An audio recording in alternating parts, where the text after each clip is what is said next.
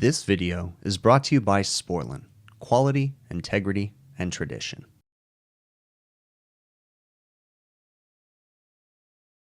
All right, we have a complaint that the kitchen is too warm. It's kind of funny because I just did a video on this. Well, I just released a video, but it was actually filmed like 8 months ago. But anyways, so they're complaining that the kitchen AC is too warm. This is one that we fixed a leak. It was leaking. There was a bunch of refrigerant leaks on the evaporator. So the unit is running. Whether or not it's running properly, we don't know. So we need to kind of dive into this guy. The first thing that we will do is open this up and have a look at the control package and see what's calling and what's not. All right, we get into here. It's not really gonna be visible to you guys, but yeah, you're not gonna be able to see it.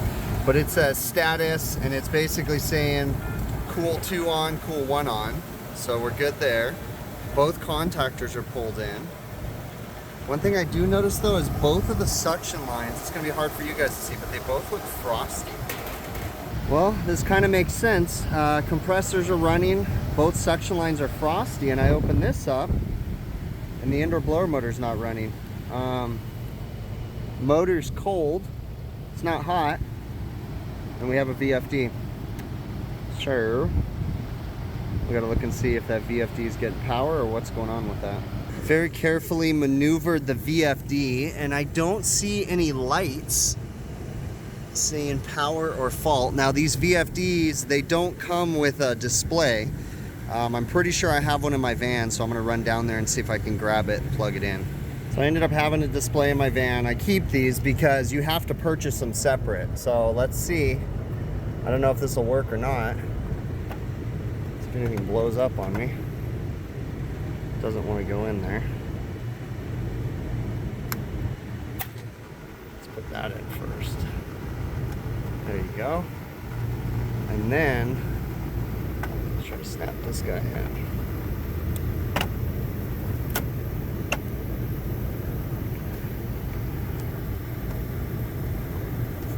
Nothing. No display, no anything. It's just blank. I wonder if the VFD even has power. I mean, I know it has power. It's going to be powered. This is your fan speed right here for the speed, but it's probably grabbing power off of these wires right here, these blue and these blacks, and they're probably running over, and then they're grabbing another power source from somewhere else. Let's open this guy up. Maybe the cover comes off and we can test voltage in there. Maybe there's fuses. All right, there's a screw in the top. Be very careful. This is high voltage. Obviously all your protective stuff and everything just to be safe. Cover's off. You can now see the electrical connections. So what we're gonna do is go ahead and put this guy right here, and then we're gonna test power coming in. So 201 volts, line 1 to 2. I can hear it clicking like there's a bad relay in it too. 2 to 3, 199. 1 to 3, 199. So we have 3-phase power coming into this VFD, and we have no power exiting the VFD. Nothing. It's dead. So we're not getting any power out of the VFD. For some reason, it's not turning on, and we don't have a power or a fault light either, which indicates to me that we're gonna have a bad drive. These things are notorious for failing. I don't see anything else going on with it. We're gonna go ahead and turn off the power. Be careful, let it sit for a few minutes before we start messing with the drive. We're gonna look around. I know in the smaller ones, they have external fuses. I wanna make sure there's nothing on this one because I don't see any fuses at all. So I'm gonna just investigate the drive to make sure there's nothing to reset it, but I don't think we're gonna be able to. It's probably gonna end up being a bad drive. I'm not seeing anything. No reason why this drive shouldn't have power. Yeah, and like I said, I could hear the drive clicking, and it's just not, you know, something's just not happening. So we have an internal drive fault somehow. Something's dead in this guy. What we're gonna do is we are actually gonna go ahead and install a contactor for the indoor blower motor. That's pretty much become common practice. Getting these drives right now is a disaster. On top of that, it's not very cost effective. So we're gonna go get all the materials we need to install a contactor and completely bypass the drive. So I turned the unit back on, and I'm confident the drive's messed up, but I was just trying to make some sense of it. So I'm looking at the control wires right here, and we have no voltage. So I have a 24 volt input right here, and I have no power whatsoever as far as low voltage coming into the drive, but still I have no display. I should have a display because it should be powered from the line voltage coming in, and we don't have a display. I was just kind of playing around trying to figure it out. I have a call for the fan at the control board, and I also have a call at this wire right here with it, which is the indoor fan contactor 24 volt lead. So actually that's what we're going to use to bypass the drive right there. But I have 24 volts there, so we're calling for the indoor fan, but for some reason we're not getting a signal to the drive to turn the fan on. But still, I think that the display is controlled from the high voltage coming in, but I'm still just kind of playing around with it before I go full into it and bypassing it. Yeah, this guy's dead. I traced it back. We've got 24 volts. I don't know why it's getting lost going to the VFD, but we're gonna go ahead and bypass it. What I find funny though is the VFD comes right out, right? And these are your power wires. Notice these are female plugs, and these are the wires going to the motor, and notice they're male plugs. So they literally make it so that way you can bypass the VFD very easily. What does that tell you? Interesting, right? But we don't want to just bypass it. We're going to go ahead and install a contactor and permanently bypass it. So that's what we need to figure out right now.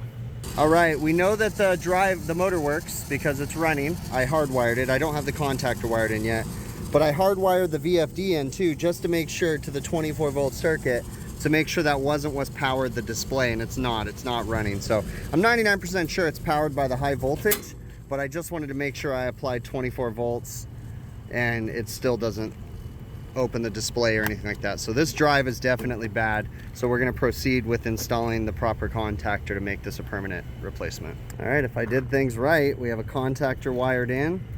There was an indoor fan wire right here. It was actually the other side of this.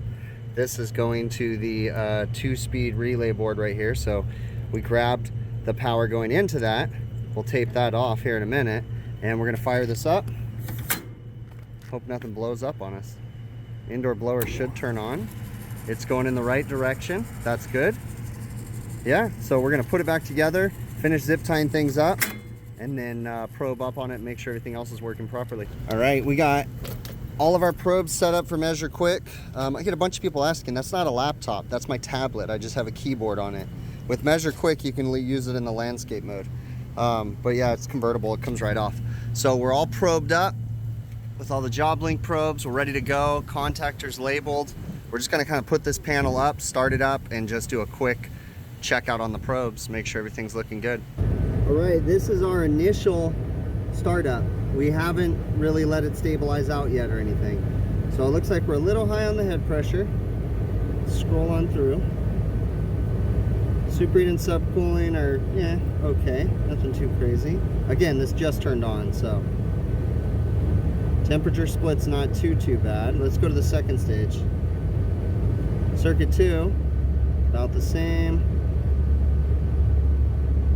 Ooh, look at that superheat. Something's going on there. Maybe we got it in the wrong place.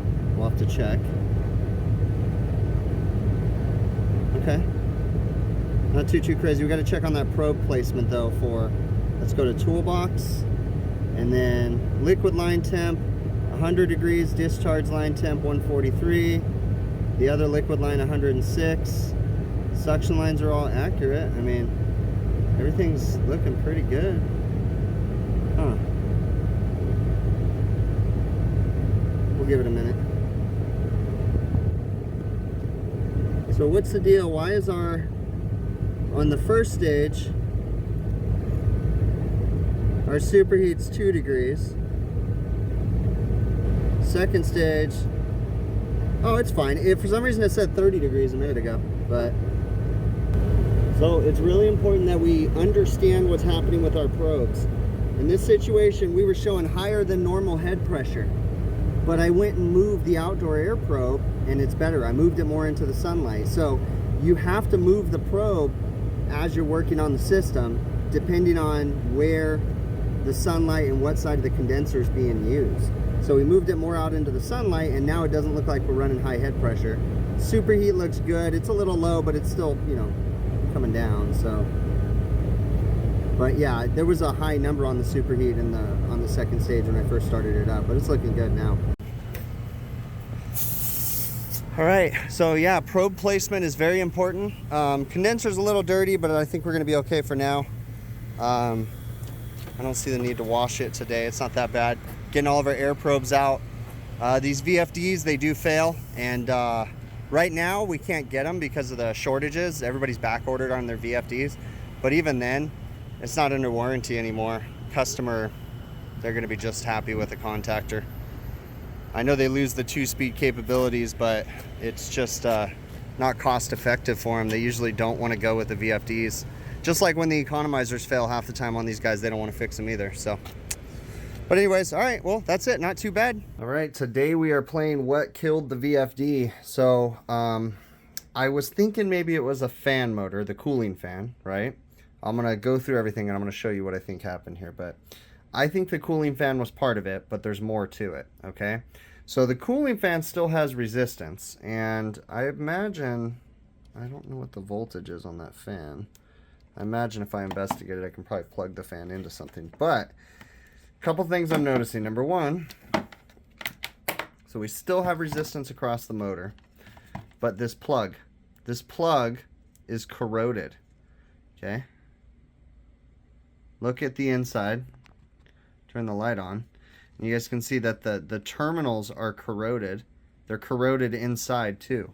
Where it plugged into the board was also corroded, okay? But I'm going through the unit, and number one, this drive, this variable frequency drive, was mounted inside the mixed air cabinet, right? So after the evaporator coil, before the heat exchanger. And in that area right there, it is susceptible to very high heat temperatures and very low cooling temperatures, also really high humidity, okay? And that is reflected by looking at everything. I mean, we clearly have mold growth, right? You got mold growth on there. You've got dirt and all kinds of stuff built up inside here. That can't be good. There's literally grease on this cooling fan, okay? So that's not good. But then we come down here to what looks to be the main PCB circuit board for the drive, and we have a burn mark right down in here. So right here we have a terminal that is burnt right there, okay? So that's not good. But also looking at the board, it's got a lot of moisture issues and just very, very crappy, greasy, whatever. And that terminal that's burnt is coming right, I believe I figured it out, it's right here on this guy right here. So R168, I believe, is what's actually burnt. So more than likely that is what caused the drive not to work anymore, but I have a very strong feeling it had to do with the high humidity conditions. I also noticed that there's thermal paste on the back of this right here, and the thermal paste isn't like it, there wasn't very much either. Didn't seem like they did a great job there. That went right here on the back of the what do you want to call that, a heat sink maybe, I think. But yeah, there's just corrosion everywhere in here. I mean, look at, that's the cooling fan terminal right there. So even though we have resistance across the motor, I have a feeling it wasn't making a good connection, and that could have been leading to an overheat situation.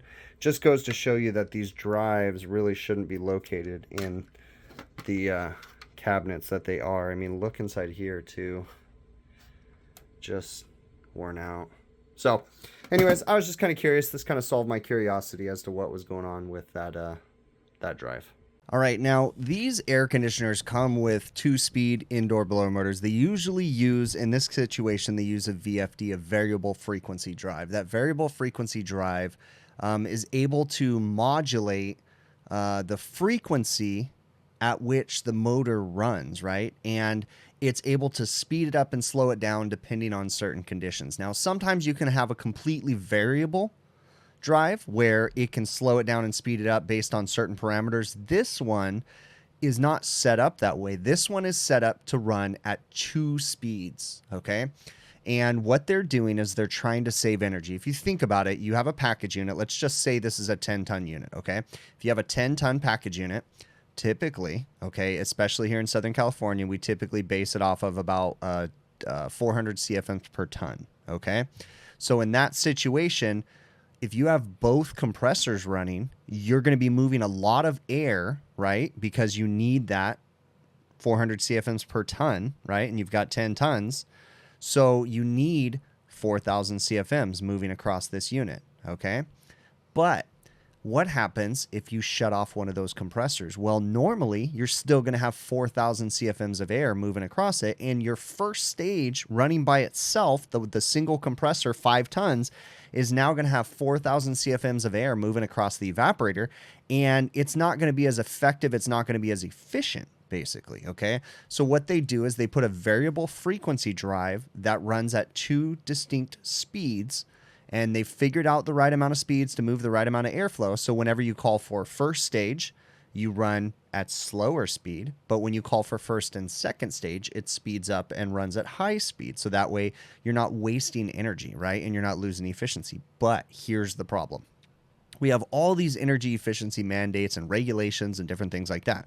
And I'm not denying the science. I totally understand that you can be more efficient if you reduce the airflow, slow it down when you're running just one compressor, speed it up when you're doing 2. The variable frequency drives are not installed in a good location, in my opinion. They should be installed in an electrical cabinet downstairs in the conditioned space where they don't have varying temperatures. They shouldn't be installed in the indoor blower section like they are in this unit, or in other units. They shouldn't be installed in the package unit compressor section, okay? Because they just go through extreme conditions. They also need to have better power conditioning, in my opinion, okay? So in this situation, we decided in talking with the customer to go ahead and install a contactor, eliminate the 2-speed option, because even if I could get the drive, those things are stupid expensive, and there is no return on investment when you look at the big picture. Even with the energy savings, it just doesn't make sense, okay? So we went ahead and put a contactor in there. We run it at full speed all the time. So yes, it is going to be a little less efficient with just the first stage running, but this is a much cheaper option, and the air conditioner is going to work fine. They do lose a little bit of efficiency when they're just running with one compressor, but honestly, this is a kitchen. It's going to run with 2 compressors majority of the time because they have a high heat load in that kitchen. So it's really not going to be a big deal. And it's really just about, money, really, when you put it down to it. The customers don't want to spend any more money than they have to spend. And they don't, it doesn't make sense to them to keep up on all these energy efficiency things when it's not saving them any money. It's costing them more money to replace this drive than it's going to save them. So it just doesn't make sense financially for them. So of course I want to put in a new drive in this unit, but when I bring it up to the customer, they don't want to. They just do what you got to do to get it working, make it function, and be done with it, okay? So in this situation, now we have a compressor contactor. This is happening more and more. It's just unfortunate. We've had a lot of these drives fail. I've actually talked to the manufacturer, ABB. I think it's Allen Bradley Company or something like that. But I've actually talked to their sales representatives and stuff, and it's very interesting. I'm not going to publicly say, but it's very interesting what they have to say about the location of these drives and about the type of drives that was purchased. And the quality of them and different things is very interesting. Very, very interesting. But that's all I'm going to say about that. We're not going to go too much deeper on that. But yeah, it is what it is. I did what I had to do to get the customer operational. I do want to address the probe placement when I was using my tablet and everything. I want to talk a little bit about probe placement when you're dealing with multi-stage equipment that has multiple compressors. you need to remember that sometimes you might have to move your air probes, even if you're dealing with a big package unit on the indoor section too. If you're checking second stage, well, that might be the top half of the evaporator. So you may need to move it because depending on the situation, they may be pulling a little bit more outside air through the top half of the evaporator than through the bottom half. So you need to understand how your equipment works and move your probes appropriately, okay? With the outdoor air probe on this one, it was showing that I had really high head pressure, but what happened was majority of the condenser was in the sunlight and I had the probe in the shade. So once I moved the probe over to where the majority of the condenser was in the sunlight, boom, my targets and everything were good according to the software. So you have to understand, and this software is amazing. I love digital tools. I love digital probes, but it's not just as simple. It's not dumbing down the industry. There's more to it. We have to know how to interpret the data and make sure that it's accurate. And if it's not, we have to know how to dive deeper. So when my superheat was really high, I immediately said, hey, let's look and see if we have the probes in the right place. So I went to the tool manager, and it was just taking a minute to read or something because then the superheat was fine, okay? So, we have to use our brains. These smart tools, they're not going to do our jobs for us, and we have to understand and be able to tell when the probes are giving us bad information too, okay? I'm not just blindly trusting some software and some digital probes. I'm using my brain and my experience and looking at everything and saying, okay, this seems good. Everything looks good. I'm good with it, okay? I really appreciate you guys making it to the end as usual. It's so humbling. If you guys haven't already, please check out my website, hvacrvideos.com. We have merchandise available on there. Hats, shirts, beanies, sweaters, all that stuff. It's a great way to help support the channel and you get something for it. We don't try to go crazy with our merchandise. We don't try to step on it too much. I think in every shirt and every hat, I think I make $5 off of them. So we're not trying to get rich off of it or anything like that. It really just kind of covers all the labor and stuff that we put in. My wife handles all the shipping. We have all the merchandise sitting here behind where you guys can't see. And, when we get the orders, she packages everything and makes sure it gets shipped out appropriately. So thank you to everybody that has already supported the channel by buying merchandise. It's much appreciated. There's other ways to help support the channel if you're interested in doing so. If you guys are interested in purchasing any tools, I'd highly suggest you check out TrueTechTools.com. If you like their selection and their pricing, I actually have an offer code. I get a small commission when you use my offer code, but it gets you an 8% discount on their prices that are shown on the website. So on checkout, if you use the offer code Big Picture, one word, you'll get an 8% discount on checkout. And if you guys know what you're going to purchase, shoot me an email. I can generate an affiliate link that'll help me out a little bit more. And you just click the link and, purchase it like normal. You can still use the offer code and everything. So other ways to support the channel: Patreon, PayPal, YouTube channel memberships. There's links in the show notes of this video. But the simplest way to support the channel is literally just watch the videos from beginning to end without skipping anything, without using any ad blocker software, okay? That's the easiest way. It doesn't cost you a thing, but a little bit of your time. That's it, okay? I really appreciate y'all making it to the end. It's so humbling, all the support. Leave me some feedback down in the comments. Tell me what you think. And that is it. We will catch you on the next one, okay?